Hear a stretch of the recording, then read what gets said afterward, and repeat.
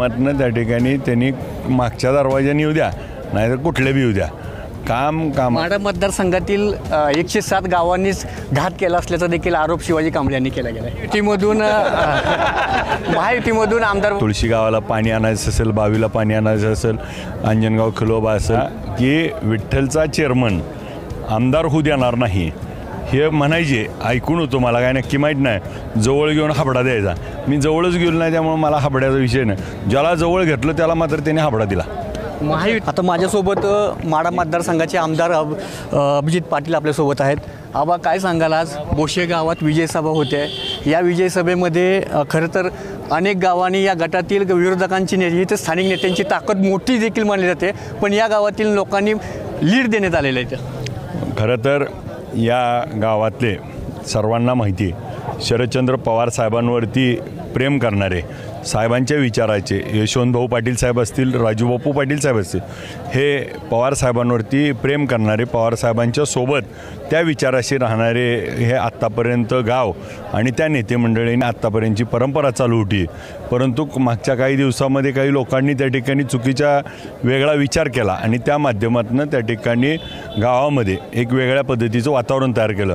परंतु इथली लोक त्या ठिकाणी शरदचंद्र पवार साहेब आणि मोठे दादा विजयसिंह मोहिते वडील साहेब यांच्या विचाराचे आहेत आणि त्यांनी माढा विधानसभेच्या निवडणुकीमध्ये 550 मताचं त्या ठिकाणी मताधिक्य देऊन त्या ठिकाणी परत एकदा हा विश्वास कायम करून दाखवला.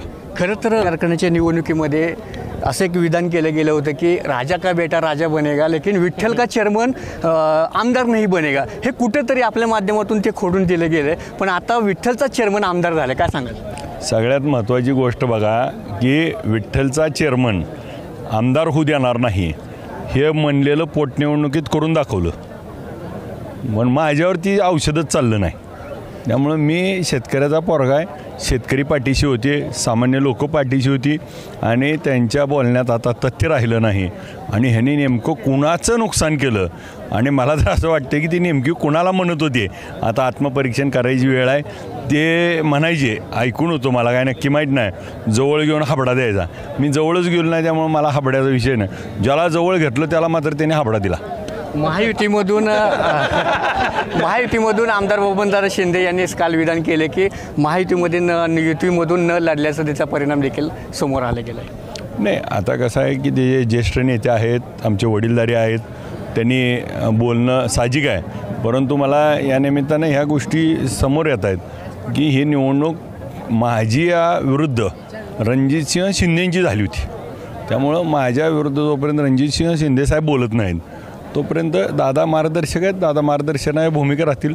त्यांना त्याबद्दलचा योग्य ते त्यांनी सांगत असतील. त्यांच्यावर बोलण्याएवढा मी मोठा नाही. माढा मतदारसंघातील 107 गावांनीच घात केला असल्याचा देखील आरोप शिवाजी कांबळे यांनी केला गेला आहे. आता मुळात कुणी कुणाचा घात केला हेच त्यांनी 5 वर्ष आता तपासत राहावं. त्या ठिकाणी मी मात्र जनतेला दिलेली कामाचे शब्द, मग तुळशी गावाला पाणी आणायचं असेल, बावीला पाणी आणायचं असेल, अंजनगाव खिलोबा असेल, परिते असेल, करकम असेल, आज नगर परिषद करणार असेल, आज धैर्यशील मोहिते पाटील साहेबांनी सांगितलं की त्या ठिकाणी भोसेसुद्धा नगर परिषद आपण करूया, त्यांनी आदेश दिला आहे. त्यामुळे त्या पद्धतीनं कामाचा सपाटा लावून सातत्यानं कामाच्या माध्यमातून आपल्याला दिलेल्या मताच्या ह्याच्यावरती आपण काम करत राहणे एवढा एकच या ठिकाणी मला दिसतो. आता त्यांच्यामध्ये नेमका प्रश्न आहे की आत्ता त्यांनी सांगितले 107 गावांनी घात केला. परत त्यांनी मी ऐकलं कुणीतरी मला सांगितलं की इथं बसलेल्यांनीच घात केला आणि अशा काहीतरी गोष्टी आहेत. आता ते ज्येष्ठ नेते आहेत त्यामुळे त्यांचं खरं असू शकतं असं मला देखील वाटतं. खरं देखील या पराभवाचा वाचपा काढण्यासाठी किंवा हे धोन काढण्यासाठी रणजित शिंदे यांना विधान परिषदेवर घेण्याचं देखील त्यांनी आणि वाटेल ती किंमत मोजायची तयारी देखील त्यांनी दर्शवली गेली. काय सांगा? मुळात कालच्या निवडणुकीत कळालं की किमतीवर आणि पैशावर काय होत नाही.